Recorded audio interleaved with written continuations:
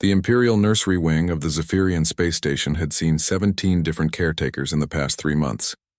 Each one had arrived with stellar credentials, years of experience with various alien species, and unshakable confidence. Each one had fled within days, sometimes hours, of meeting their charges. Dr. Kesara, the station's chief medical officer, stood before the massive reinforced viewing window that separated the corridor from the nursery chamber.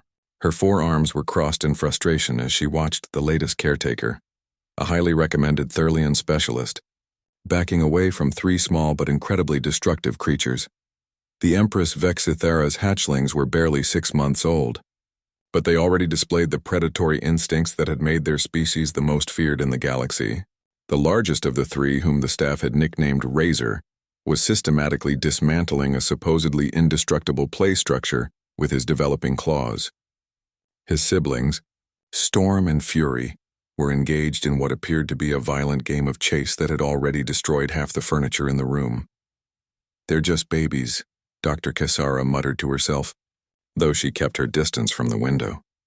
Even through the reinforced barrier, she could feel the menacing presence of the young Zephyrians. The Thurlian caretaker, Morthek, had lasted exactly 47 minutes. He was now pressed against the far wall of the nursery, his silver skin pale with terror as Razor approached him with what could only be described as a hunting posture. The hatchling's eyes, already showing the deep purple of adult Zephyrian royalty, were fixed on the caretaker with unsettling intelligence. "I quit." Morthek's voice crackled through the intercom. "I've worked with Krillian Warspawn, Nexus Shadowlings, and even juvenile Void Wraiths, but these are something else entirely." Dr. Kesara activated the emergency extraction protocol. A containment field separated the hatchlings from their would-be caretaker, allowing Morthek to escape through the safety exit. The 3 young Zephyrians seemed amused by his departure, their chittering calls sounding almost like laughter. This was becoming a serious problem. The hatchlings had been placed in the station's care following a diplomatic agreement between the Galactic Council and Empress Vexithera herself. The arrangement was simple. The Council would provide the finest care for her offspring while she attended crucial peace negotiations that could prevent a galactic war. In exchange, the Zephyrian Empire would consider joining the Council as peaceful members rather than conquering them all. But finding someone capable of caring for Zephyrian royalty was proving impossible. These weren't ordinary children. They were the offspring of the most powerful predatory species in known space, beings who viewed most other life forms as either prey or obstacles. Even at 6 months old, they possessed strength that could crush bones, speed that made them nearly invisible when they moved, and an intelligence that was both remarkable and terrifying. The youngest of the 3, Storm, had already learned to mimic the voices of previous caretakers to lure maintenance staff into the nursery. Fury had discovered how to override basic security systems by observing technicians for just a few hours, and Razor, the largest and most dominant, seemed to be teaching the others increasingly sophisticated hunting techniques, using their toys as practice targets. "Ma'am, we have another problem," came a voice from behind her. Dr. Kesara turned to see Lieutenant Hrix, the station's security chief, approaching with obvious reluctance. "What now?" she asked, though she wasn't sure she wanted to know. "The hatchlings have somehow accessed the station's educational database. They've been studying the behavioral patterns and weaknesses of every species that's tried to care for them. They're learning, Doctor. Learning how to be more effective predators." Dr. Kesara felt her secondary heart skip a beat. "Show me." The security feed revealed the 3 hatchlings huddled around a holographic display that should have been impossible for them to activate. Complex biological data scrolled past as they watched with rapt attention. Nervous system diagrams, pressure points, fight-or-flight responses. It was a comprehensive guide to the vulnerabilities of every known sentient species. "How long have they been doing this?" Dr. Kesara whispered. "The system logs show they first accessed it 3 days ago, right after the Nexari caretaker quit. They've been studying for hours each day, focusing particularly on the species of their next assigned caretaker. This explained why each caretaker had been so thoroughly terrorized. The hatchlings weren't just being randomly destructive. They were systematically exploiting the specific fears and weaknesses of each species that tried to care for them. They were treating the whole situation as an elaborate hunting exercise. "We need to contact the Empress immediately," Dr. Kesara said. This arrangement isn't working. Her children are too dangerous for civilian caretakers. I'm afraid that's not possible, ma'am. The Empress is in deep space negotiations with the Void Council. Communication is strictly forbidden until the talks conclude. That could be weeks, maybe months. Dr. Cassara closed her eyes, feeling the weight of responsibility crushing down on her. The fate of galactic peace hung in the balance, and she was stuck babysitting 3 incredibly intelligent, incredibly dangerous predator children who had turned childcare into a blood sport. There has to be someone, she said desperately. Someone they haven't studied, someone different enough that their usual tactics won't work. Lieutenant Hicks was quiet for a moment, then spoke hesitantly. Actually, ma'am, there might be. We received a request yesterday from a human diplomat, Dr. Sarah Chen from Earth. She's requesting passage to the core worlds and offered to work in exchange for transport. Her credentials show extensive experience with difficult children. A human? Dr. Cassara had heard of the species but never encountered one personally. They were relatively new to galactic society, having only achieved faster-than-light travel within the last century. Most species considered them unremarkable. No particular physical advantages, no psychic abilities, no advanced technology beyond the standard. What could a human possibly do that our best specialists couldn't? I don't know, ma'am. But at this point, what do we have to lose? The Hatchlings have never encountered a human before. They won't have any behavioral data to exploit. Dr. Cassara looked back at the viewing window. The 3 Hatchlings had finished their study session and were now engaged in what appeared to be a planning discussion, their chittering sounds forming complex patterns that suggested advanced communication. Contact this Dr. Chen, she said finally, and pray to whatever gods are listening that she's either very brave or very foolish. Dr. Sarah Chen arrived at the space station 3 days later, carrying nothing but a small duffel bag and a worn leather messenger case that looked completely out of place among the gleaming technology surrounding her. She was shorter than most species Dr. Cassara had encountered, with an unremarkable appearance that seemed almost deliberately average. Her brown hair was pulled back in a simple ponytail, and her clothes were practical rather than impressive. Dr. Chen, I must warn you, Dr. Cassara began as she led the human through the station corridors. These are not ordinary children. The Zephyrian Hatchlings have driven away 17 highly qualified caretakers. They're extremely intelligent, physically dangerous, and seem to view caregiving attempts as some sort of hunting game. Sarah nodded thoughtfully, her calm demeanor unchanged. I've read the reports you sent. 3 children, approximately 6 months old, displaying advanced problem-solving abilities and predatory behaviors. The youngest is showing signs of vocal mimicry. The middle child has demonstrated technical aptitude, and the eldest appears to be taking a leadership role. That's a very clinical way of putting it, Dr. Cassara said, surprised by the human's matter-of-fact tone. Most caretakers are terrified before they even meet them. Fear clouds judgment, Sarah replied simply. Children pick up on adult emotions very quickly, regardless of species. If I go in afraid, I'm already setting myself up for failure. They reached the observation corridor, where several station personnel had gathered to watch what many were privately calling the human experiment. Through the viewing window, the 3 Hatchlings could be seen in their usual activities. Razor was stalking something invisible, practicing hunting movements with disturbing grace. Storm was manipulating a complex puzzle with tentacle-like appendages that could shift between soft and razor-sharp at will. Fury was suspended from the ceiling, having somehow climbed up the supposedly unclimbable walls. Impressive, Sarah said, leaning closer to the window. Look at their coordination and spatial awareness, and the way they're positioned. They can see all entry points while maintaining tactical advantages. They're not just playing, they're fortifying. Dr. Cassara blinked in surprise. Most observers focused on the destruction or the obvious threat posed by the Hatchlings. Sarah was analyzing their behavior with what seemed like professional admiration. Dr. Chen, perhaps you should observe them for a few days before attempting direct contact, suggested Lieutenant Hicks, who had joined them.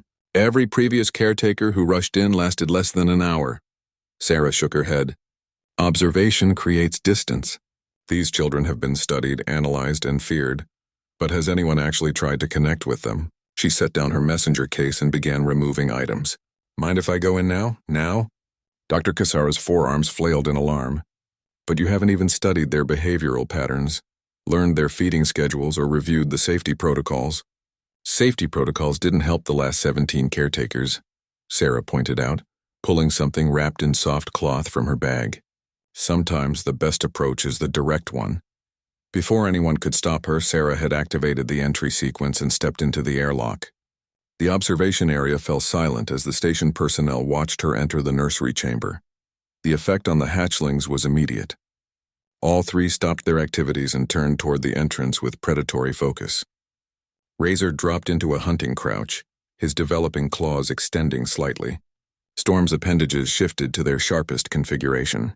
Fury descended from the ceiling with fluid grace, landing silently behind her siblings. But Sarah didn't retreat to the walls like previous caretakers. Instead, she sat down cross-legged in the center of the room, placing her wrapped bundle beside her. She made no sudden movements, issued no commands, and showed no fear. She simply sat and waited. The hatchlings were clearly confused by this behavior. They had studied dozens of species, learned to exploit fears and trigger flight responses, but this human was doing something completely unexpected. She was making herself vulnerable without showing submission, present without being threatening. Razor was the first to approach, moving with the careful grace of a born predator. He circled Sarah at a distance, his purple eyes fixed on her face. She turned to follow his movement, but made no attempt to intercede or control his approach. "Hello," she said softly. "You must be the one they call Razor. I'm Sarah." The hatchling stopped circling. His head tilted slightly, processing this new behavior. Previous caretakers had either tried to establish dominance immediately or had cowered in fear. This human was doing neither.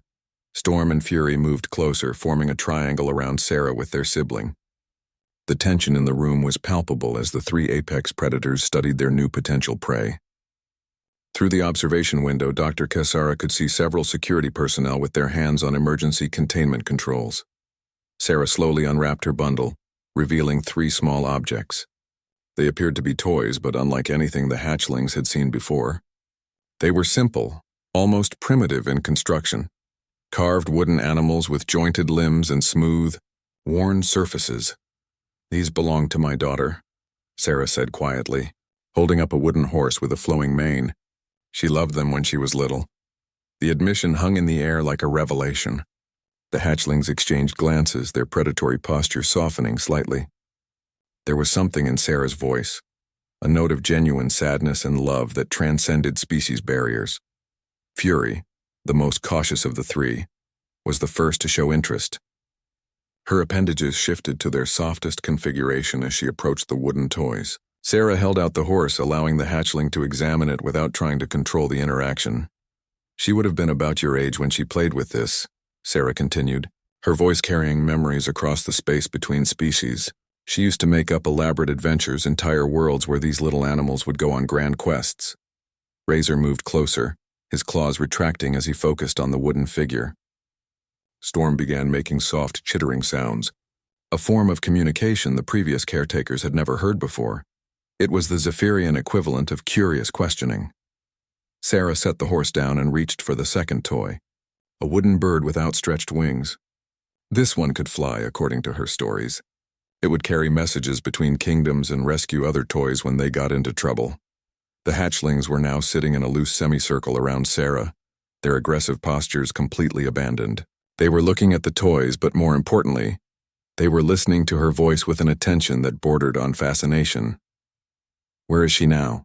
The question came from Razor, his voice a perfect mimicry of Sarah's own vocal patterns. But there was something else in the tone. Genuine curiosity, rather than the manipulative mimicry he had used with previous caretakers. Sarah's smile was both sad and warm. "She grew up. These toys aren't needed anymore, so I thought maybe you might like to hear their stories." In the observation area, Dr. Cassara felt her secondary hearts racing. In less than 10 minutes, this unremarkable human had accomplished something that 17 specialists couldn't manage in weeks. She had made the hatchlings curious instead of aggressive, engaged instead of predatory. "How?" Lieutenant Hicks whispered, echoing everyone's thoughts. Dr. Cassara watched as Sarah began telling an elaborate story about the wooden animals, her hands moving expressively while the three most dangerous children in the galaxy listened with rapt attention. "I think," she said slowly, "we're about to learn something new about humans." Within hours of Sarah's arrival, the Imperial Nursery Wing had transformed into something unrecognizable. Gone were the sterile medical equipment and reinforced barriers that had defined the space since the hatchlings' arrival. Instead, the room buzzed with an energy that was both chaotic and purposeful. Sarah had convinced Dr. Kessera to remove most of the monitoring equipment and security measures, arguing that constant surveillance was making the children feel like specimens rather than individuals. The observation window remained, but now it served as a communication portal rather than a barrier between the hatchlings and the rest of the station. The 3 young Zephyrians had taken to their new caretaker with an enthusiasm that baffled everyone who witnessed it. But it wasn't the simple acceptance that other species might show. These children were engaging with Sarah on a level that suggested they saw her as something entirely new. Neither prey nor predator, but something else entirely. Story time. Storm announced, her voice a perfect imitation of Sarah's cheerful tone. The youngest hatchling had become fascinated with human vocal patterns and spent hours practicing different inflections and emotions. But unlike her previous mimicry, which had been used to manipulate and frighten, this was pure joy in the act of communication. Razor looked up from where he had been carefully examining one of Sarah's wooden toys with the delicate precision of a surgeon. His developing claws, which had terrorized previous caretakers, were now perfectly controlled as he traced the carved details of the wooden bird. "Which story today, Sarah? How about we make up a new one?" Sarah suggested, settling into the comfortable routine they had developed. "What kind of adventure should our wooden friends have today?" Fury, who had been suspended from the ceiling in her favorite thinking position, dropped down with fluid grace. "Something with space pirates," she declared in her own voice, having grown confident enough to stop relying entirely on mimicry. "And maybe dragons." Sarah laughed, a sound that had become common in the nursery over the past week. "Space pirates and dragons? That's quite an ambitious story. How should we start?" What followed was a collaborative storytelling session that would have impressed any child psychologist in the galaxy. The hatchlings contributed ideas with enthusiasm, building on each other's suggestions and creating increasingly elaborate plot points. But more importantly, they were learning to negotiate, compromise, and build consensus, skills that their predatory instincts had never required. Dr. Kessera watched from the observation area, still struggling to process what she was witnessing. These were the same children who had reduced seasoned professionals to terrified wrecks, and now they were giggling over plot twists in a children's story. "How is she doing it?" asked Dr. Morglin, a child psychologist who had arrived from the core world specifically to study this unprecedented situation. "Everything we know about Zephyrian development suggests they should be incapable of this kind of cooperative behavior at their age." "I've been asking myself the same question," Dr. Kessera replied. "She's not using any advanced techniques or specialized equipment. She just treats them like children." It was true. Sarah's approach was so fundamentally simple that it had never occurred to any of the previous caretakers to try it. She didn't attempt to establish dominance or submit to their predatory nature. She didn't try to suppress their natural instincts or redirect their intelligence into acceptable channels. Instead, she engaged with them as individuals with their own personalities, interests, and emotional needs. The breakthrough had come on the second day, when Fury had become agitated during feeding time. Previous caretakers had either fled or attempted to restrain her, but Sarah had simply sat down and asked what was wrong. The conversation that followed revealed that Fury wasn't being aggressive. She was frustrated because she couldn't communicate a complex idea about the taste differences in her food. "She's teaching them that their thoughts and feelings matter," Dr. Morglin observed. "Most species approach Zephyrian children with the assumption that they're just small predators to be managed. But humans seem to naturally assume that children are people." The implications of this observation were staggering. Throughout the galaxy, child-rearing practices were based on species-specific survival needs. Predatory species focused on developing hunting skills, while peaceful species emphasized cooperation and social harmony. But humans appeared to approach child-rearing with the assumption that any young being, regardless of species, possessed inherent worth and potential for growth. "Look at this," Dr. Kessera pointed to the nursery. Where Sarah was helping Razor work through a complex engineering puzzle, the human wasn't solving it for him or directing his approach. Instead, she was asking questions that helped him think through the problem systematically. "What happens if you try that piece there?" she suggested gently. Razor considered the suggestion, tested it, and found it didn't work. But instead of becoming frustrated as he had with previous caretakers, he explained his reasoning to Sarah and asked for her thoughts on alternative approaches. She's not trying to control their intelligence, Dr. Morglin realized. She's nurturing it. She's treating their predatory instincts and advanced problem-solving abilities as gifts to be developed, rather than threats to be managed. This was perhaps the most radical aspect of Sarah's approach. Where other caretakers had seen dangerous predators who needed to be contained, she saw brilliant children who needed guidance. She encouraged their natural curiosity, channeled their hunting instincts into games and puzzles, and most importantly, she listened to them. The afternoon brought an unexpected visitor. Commander Thexmore of the Galactic Council's Diplomatic Corps had arrived for an inspection, having received reports about the human experiment that were too extraordinary to believe. "I need to see this for myself," he announced, his crystalline features betraying skepticism. "The report suggests that a primitive species has somehow succeeded where our best specialists failed." Dr. Kesara bristled at the dismissive tone but led him to the observation area. Inside the nursery, Sarah was mediating a disagreement between Storm and Fury over the construction of what appeared to be an elaborate fort made from furniture and blankets. "But if we put the entrance there, attackers could come from 3 directions," Fury was explaining, her tactical mind already advanced beyond her age. "Yes, but it blocks the view of the stars," Storm countered, "and the acoustics are better for practicing voices from the other angle." Sarah listened to both arguments thoughtfully. "Those are both important considerations.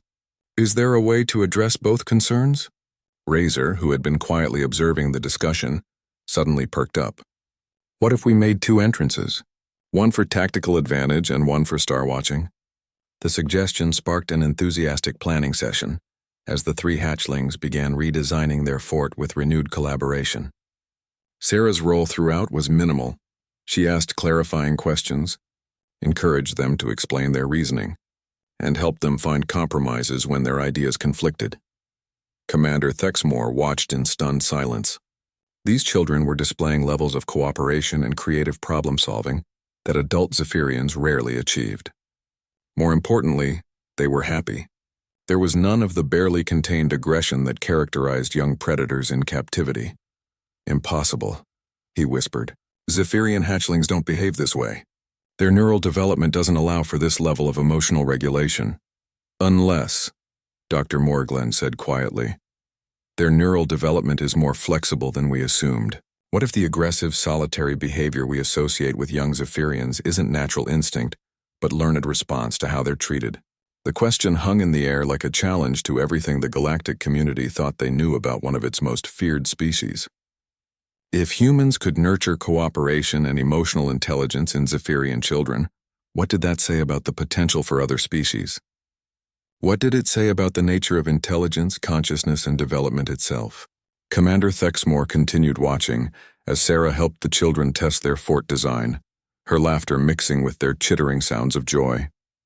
For the first time in his diplomatic career, he found himself wondering if the galaxy had seriously underestimated the species they had dismissed as unremarkable newcomers. 2 weeks into Sarah's tenure, the Imperial Nursery Wing had become the most requested destination on the entire station. Researchers, diplomats, and child development specialists from across the galaxy were arriving daily, all hoping to observe the impossible transformation of the Empress's hatchlings, but Sarah had established strict rules about visits. No more than 2 observers at a time, no recording devices, and absolutely no interruptions during what she called family time. The children had begun referring to these sessions as their favorite part of the day, when they could share their thoughts and feelings without being studied like specimens. Dr. Kesara found herself serving as an unofficial guardian of these boundaries, turning away increasingly frustrated scientists who couldn't understand why access was being limited. The pressure was mounting, especially as word of the situation reached the highest levels of galactic government. "Dr. Chen, I must insist," declared Professor Vixtall from the Institute of Xenobiological Studies. "These children represent an unprecedented opportunity to understand Zephyrian neural development." The research applications alone could revolutionize our understanding of predatory species psychology. Sarah looked up from where she was helping Fury with a complex mathematical puzzle that the hatchling had invented herself. The problem involved calculating trajectory patterns for theoretical space travel, incorporating variables that most adult mathematicians would find challenging. "I'm sorry, Professor, but they're not research subjects," Sarah replied calmly. "They're children. And right now Fury is showing me something amazing about multidimensional thinking that she discovered on her own." Fury beamed with pride, her chittering sounds forming a pleased harmony. "Show him the part about time dilation, Sarah. Show him how I figured out the curved space problem." The enthusiasm in the young Zephyrian's voice was infectious, and even Professor Vixtal found himself leaning forward with interest. But Sarah shook her head gently. "That's Fury's discovery to share if she wants to. I won't display her accomplishments for others without her permission." This was another radical aspect of Sarah's approach that had shocked the galactic scientific community. She treated the children's intellectual achievements as their personal property, requiring their consent before sharing their work with others. The concept of intellectual autonomy for children was virtually unknown among most species. Fury considered the request seriously, her large purple eyes studying Professor Vixtal with the careful attention she had learned from Sarah. "Are you here to learn, or to study us like bugs?" The directness of the question caught the professor off guard. I'm here to understand how your minds work. Your species is known for individual rather than collaborative thinking, but you three seem to have developed remarkable teamwork skills. That's because Sarah taught us that our ideas get better when we share them," Storm interjected from across the room, where she was engaged in an elaborate vocal exercise. She had been working on reproducing harmonic frequencies that could theoretically communicate across vast distances of space. "Want to hear my new sound?" Before Professor Vixtal could respond, Storm produced a sequence of tones that seemed to resonate through the station's hull itself. The mathematical precision required for such vocal control was staggering. But what impressed the professor even more was the obvious joy Storm took in her achievement.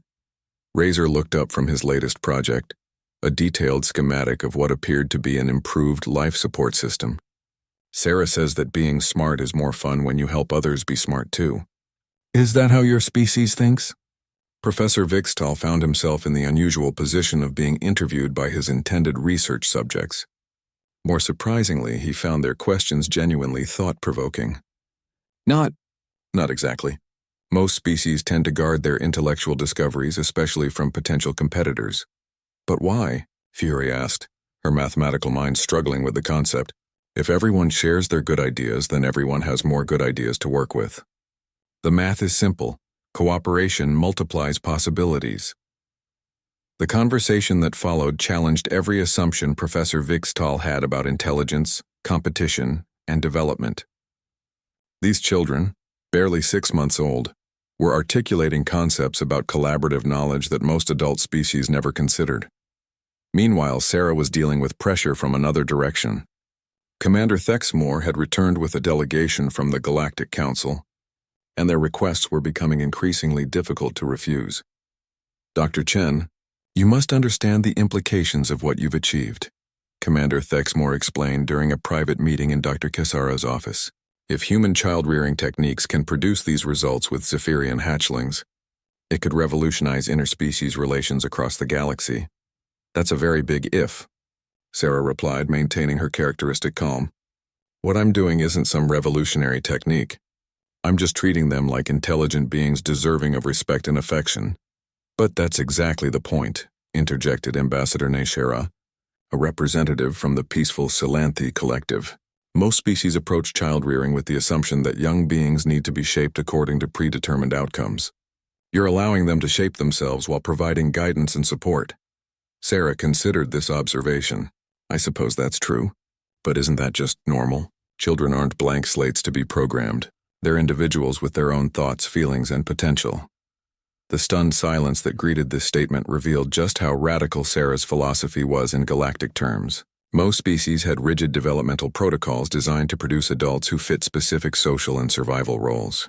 The idea of nurturing individual potential rather than conformity to species norms was virtually unprecedented. "Dr. Chen," Commander Thexmore said carefully, Would you be willing to document your methods? Create some kind of guide that other caretakers could follow? Sarah's laugh was gentle but firm. You can't create a guide for treating individuals as individuals. Every child is different. These three are remarkable because they are allowed to be themselves, not because I'm following some special technique. Back in the nursery, the hatchlings were demonstrating the truth of Sarah's words. They had developed distinct personalities and interests that reflected their individual natures rather than generic Zephyrian characteristics. Razor had become fascinated with engineering and spent hours designing improvements to the station's systems. Storm was exploring the boundaries of communication, discovering ways to bridge linguistic gaps between species. Fury had developed an almost mystical relationship with mathematics, finding patterns and connections that amazed even advanced artificial intelligence systems. But perhaps most remarkably, they had begun showing genuine empathy for other beings. When a maintenance worker injured his hand while repairing a wall panel, Fury had immediately designed a more efficient healing chamber. Storm had learned to mimic soothing sounds from dozens of species to comfort visitors who seemed stressed. Razor had started leaving small gifts, usually improved versions of broken equipment, for the station staff. They're becoming who they were meant to be.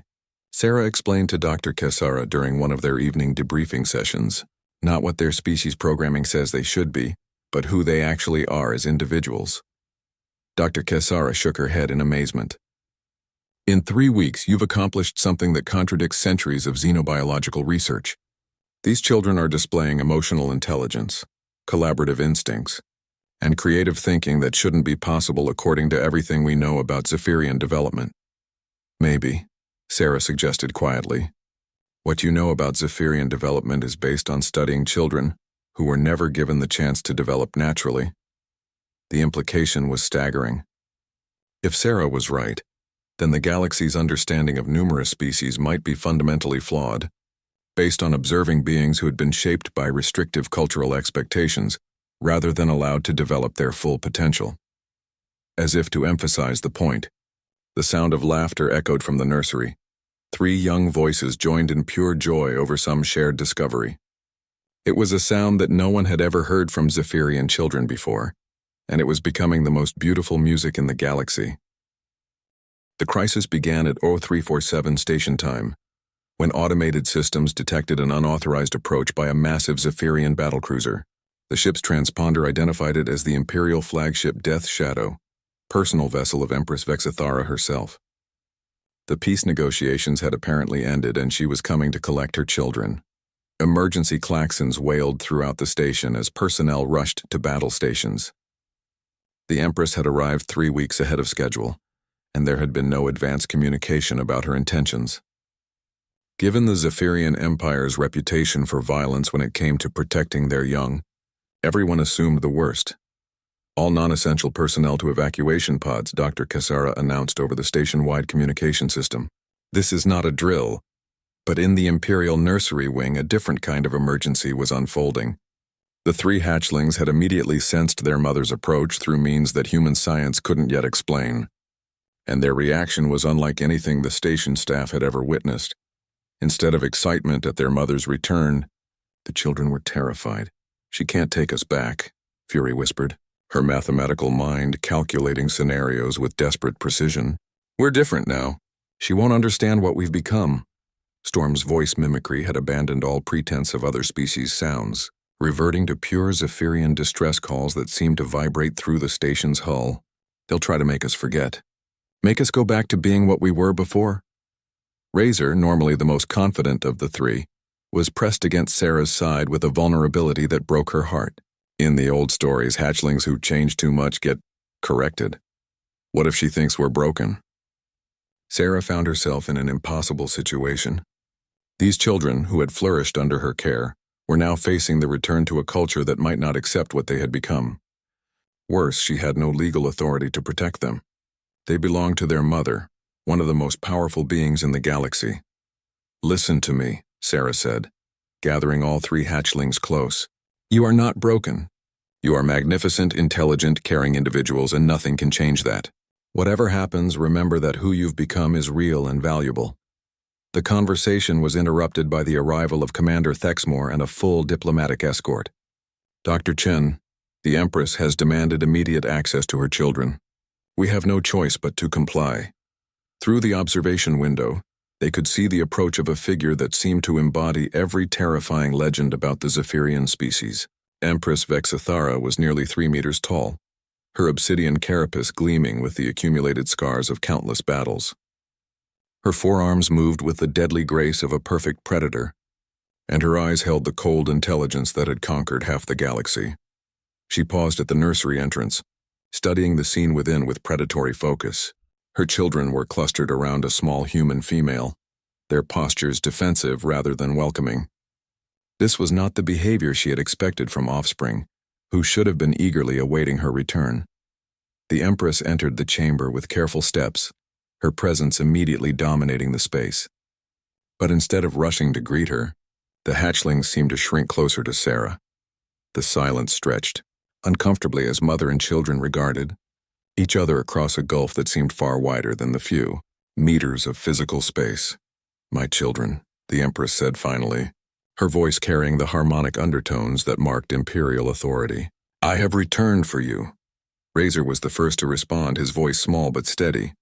"Hello, Mother, we missed you." The words were correct, but the tone was wrong. There was uncertainty there, even fear, where there should have been unquestioning devotion. The Empress's eyes narrowed as she studied her offspring more carefully, noting changes that went far beyond simple growth. "You have been altered," she observed, her gaze shifting to Sarah with unmistakable threat. "This human has done something to you." "Sarah helped us learn," Storm interjected quickly. "She taught us about cooperation and empathy and creative thinking. She taught us that our thoughts and feelings matter." The Empress's reaction was immediate and explosive.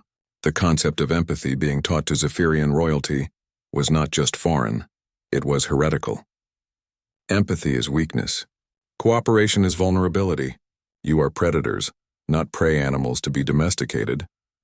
"But we're happier this way," Fury said, her mathematical mind presenting the data with childlike honesty. "We create more, learn more, accomplish more when we work together. The equations prove that cooperation multiplies individual potential." The Empress stared at her youngest daughter as if she were speaking an alien language.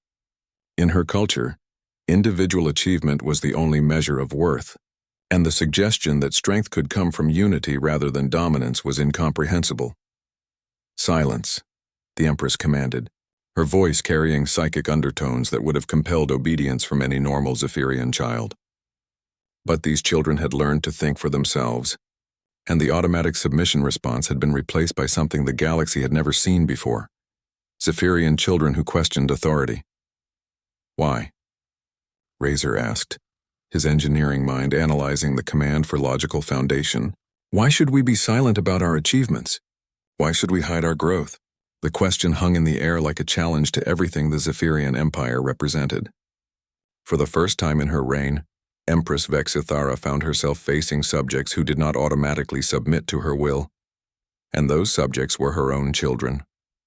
Sarah stepped forward, knowing she was risking her life but unable to remain silent. "Your Majesty, with respect, your children have developed remarkable abilities during their time here. They've shown intelligence, creativity, and emotional growth that exceeds anything we've seen from their species." "Their species," the Empress repeated, her voice deadly quiet, "is the apex predator of the galaxy. We do not require the emotional weaknesses of lesser beings. But what if those weaknesses are actually strengths?" Sarah persisted. "Your children have solved engineering problems that stumped our best technicians. They've created mathematical theorems that advance our understanding of physics. They've shown empathy that builds bridges between species. Isn't that more powerful than simple predation?" The Empress moved with lightning speed, her hand closing around Sarah's throat with enough force to crush bone. "You dare lecture me about the nature of power?" But before she could complete the gesture, something unprecedented happened. Her own children moved to defend the human who had cared for them. Razor positioned himself between his mother and Sarah, his young claws extended, but his posture protective rather than aggressive. "Please don't hurt her, Mother. Sarah is family now." Storm's voice rose in a complex harmonic pattern that seemed designed to soothe and calm, her communication skills employed not for manipulation but for peacemaking. "Mother, please listen. We want to show you what we've learned." Fury stepped forward with the careful precision of someone presenting a mathematical proof. The data shows that cooperative intelligence produces superior outcomes to competitive intelligence. We can demonstrate this if you'll allow us. The Empress froze, her hand still around Sarah's throat but no longer applying pressure. In all her centuries of life, she had never encountered resistance from her own offspring. More than that, she had never seen Zephyrian children willing to risk themselves for another being's welfare. For the first time since entering the nursery, she really looked at her children, not as extensions of her will or products of her breeding program, but as individuals. What she saw challenged everything she thought she knew about strength, intelligence, and the nature of power itself. These were not the diminished creatures she had expected. They were something entirely new, Zephyrians who had transcended the limitations of their species' traditional isolation. They had become more than the sum of their genetic programming. The question was whether she could accept what they had become, or if the gap between their worldviews was too vast to bridge. The standoff in the nursery stretched for what felt like eternity, but was probably only seconds. Empress Vexthara's hand remained at Sarah's throat, while her children maintained their protective formation around the human who had become their surrogate family. The silence was broken only by the soft humming of station systems and the distant sounds of evacuation procedures. Finally, the Empress released Sarah and stepped back, her predatory gaze shifting between her children and their defender. "Demonstrate," she commanded, her voice carrying centuries of imperial authority. "Show me these supposed improvements to your nature." Fury was the first to respond, her mathematical mind immediately grasping the opportunity. "Razor, remember the power distribution problem we solved last week? The one where the station's engineers were getting cascade failures?" Razor nodded eagerly, his fear beginning to give way to excitement about sharing their work. "We can show you the efficiency improvements, Mother. The old system was losing 37% of its energy to heat dissipation, and Storm found a way to optimize the communication algorithms," Fury continued, her confidence growing. "Show her the harmonic resonance patterns, Storm." What followed was unlike anything the galaxy had ever witnessed. 3 Zephyrian children presenting a collaborative technical presentation to their mother. They worked together seamlessly, building on each other's contributions and explaining complex concepts with enthusiasm rather than competitive rivalry. Storm demonstrated how her vocal abilities could carry detailed technical data across vast distances without electronic amplification. Razor showed holographic schematics of engineering, improvements that increased system efficiency by factors that astounded even Sarah. Fury presented mathematical proofs that revealed new applications for faster-than-light travel. But more than their individual achievements, it was their collaboration that truly amazed the observers. They shared credit freely, built on each other's ideas without territorial defensiveness, and showed genuine joy in their siblings' accomplishments. The power coupling efficiency increased by 63% when we combined Razor's heatsink design with Storm's resonance damping, Fury explained, her young voice filled with pride. "None of us could have achieved that improvement alone." Empress Vexthara studied the technical data with the keen intelligence that had built her empire. The improvements were not just impressive, they were revolutionary. In a few weeks, her children had made advances that could transform Zephyrian technology across multiple fields. "These achievements," she said slowly, "are the product of your cooperation?" "Yes, Mother," Razor replied, his confidence growing as he saw her genuine interest in their work. "Sarah taught us that sharing knowledge makes everyone smarter. When we combine our different strengths, we can solve problems that none of us could handle alone." The Empress turned to Sarah, her expression unreadable. "You taught them to share their intellectual advantages with others. In Zephyrian culture, superior knowledge is a weapon to be guarded." Sarah met the Empress's gaze steadily, despite the obvious danger. "In human culture, knowledge shared is knowledge multiplied. These children proved that principle in ways that amazed even me. And what of their predatory instincts? Have you suppressed their natural hunting abilities?" "Watch this, Mother," Storm interjected, moving to the center of the room. What followed was a display of predatory skill that would have impressed any Zephyrian warrior. She moved through a series of hunting positions with lethal grace, demonstrating speed and precision that exceeded even genetic expectations. But then she did something that no traditional Zephyrian would consider, she began teaching her siblings the techniques she had perfected, breaking down complex movements into components they could learn and adapt to their own styles. "We hunt problems now instead of prey," Razor explained, demonstrating his own combat skills while simultaneously showing Fury a defensive technique she had been struggling with. "Our predatory instincts help us track solutions and capture knowledge." The Empress watched her children practice combat techniques while helping each other improve, her worldview straining to accommodate what she was witnessing. These were not weakened creatures. They were predators who had evolved beyond the limitations of solitary hunting. "Sarah," Fury called out during a break in their demonstration, "show Mother the story toys. Show her how we learned about different kinds of strength."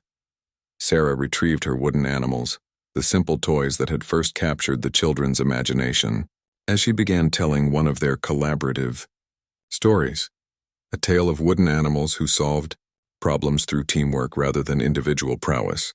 The Empress found herself drawn into the narrative despite herself. The stories were complex, featuring characters who faced challenges that required multiple skill sets and perspectives to overcome. The wooden horse's speed was useless without the bird's aerial reconnaissance. The bird's flight was meaningless without the rabbit's knowledge of safe havens. Each character contributed their unique abilities to achieve goals that none could accomplish alone. These stories teach strategy, the Empress realized, her tactical mind analyzing the narratives. But not individual strategy, group strategy. "Exactly," Sarah said, relieved to see understanding dawn in the alien monarch's eyes. "Your children haven't lost their predatory instincts. They've learned to hunt in packs." The concept clicked into place with almost audible force. Pack hunting was known among some Zephyrian subspecies, but it was considered a primitive survival mechanism for weaker individuals. The idea that cooperation could be a higher evolutionary strategy rather than a desperate fallback had never occurred to Imperial culture. "Mother," Razor said quietly, "we want to come home, but we want to bring what we've learned with us. Can we do both?" The question cut to the heart of the dilemma facing the Empress. Her children had indeed become something new, not diminished versions of their species, but evolved ones. They retained all their natural advantages, while gaining capabilities that traditional Zephyrian culture would never have developed. "Commander E." Thexmore chose that moment to interrupt with an urgent communication. "Your Majesty, we're receiving reports from across the galaxy. The peace negotiations you concluded have resulted in requests from 17 different species to establish formal diplomatic relations with the Zephyrian Empire. They're citing your new approach to interspecies cooperation as the reason for their interest." The Empress's head snapped up. "New approach? The negotiation records show you employed collaborative problem-solving techniques and empathetic communication strategies that were previously unknown in Zephyrian diplomacy.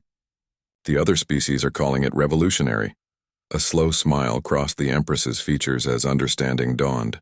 Without realizing it, her time away from her children had changed her as well. The same exposure to different perspectives that had transformed her offspring had subtly altered her own approach to leadership and negotiation. "It seems," she said, looking at her children with new appreciation, "that we have all been learning." Storm stepped forward, her voice carrying hopeful harmonics.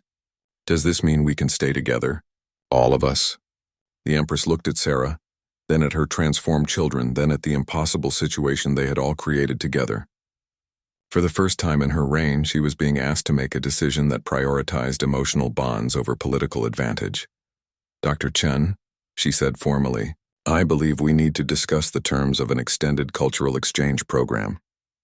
6 months later, the Imperial Nursery Wing had been transformed into something unprecedented in galactic history, the first interspecies child development center.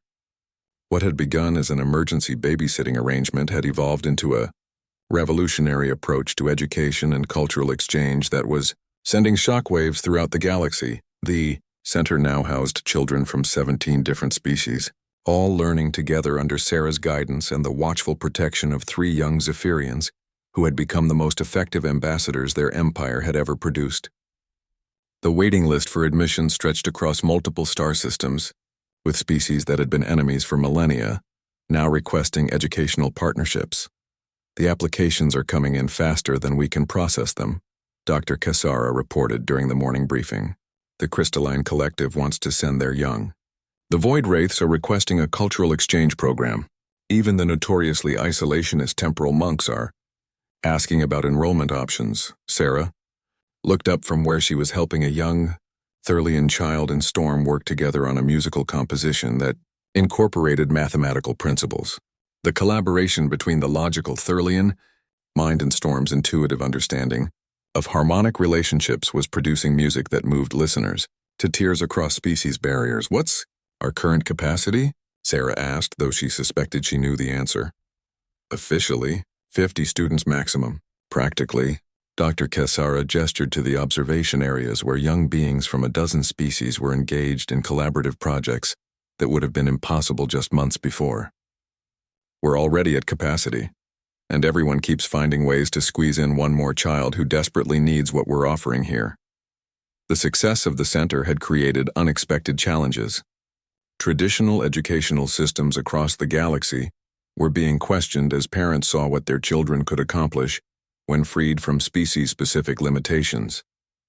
Several planetary governments had requested Sarah establish branch centers in their systems, while others had declared her methods dangerous to social stability. But perhaps the most significant change was in Empress Vexithera herself. The fearsome conqueror had become an unlikely advocate for educational reform, using her diplomatic influence to convince other leaders to support the center's expansion. She spent weeks at a time on the station, observing her children's development and gradually incorporating collaborative principles into her empire's governance. "Mother, look at this," Fury called out, her excitement bubbling over as she rushed to share her latest discovery. The young mathematician had been working with an Nexari child, whose species processed time in non-linear patterns, and together they had developed theoretical frameworks that could revolutionize faster-than-light navigation. "We figured out how to map probability cascades through dimensional folds," the Nexari child, Zixtel added with enthusiasm. "Fury's sequential logic and my temporal intuition created a hybrid approach that neither of our species had considered before." The Empress studied their work with the same careful attention she once reserved for military strategies. The mathematics were beyond even her considerable intellect, but the implications were clear. Her daughter and her friend had made a breakthrough that could reshape galactic civilization. "Remarkable," she said, and there was genuine pride in her voice. "Your collaborative approach has achieved what our greatest scholars could not accomplish in isolation." Razor looked up from where he was working with a group of young engineers from 4 different species on a new type of life support system. "That's what Sarah taught us, Mother. Individual brilliance is powerful, but collective brilliance is unstoppable." The words carried weight beyond their simple meaning. The center had become living proof that the galaxy's approach to development and education had been fundamentally limited.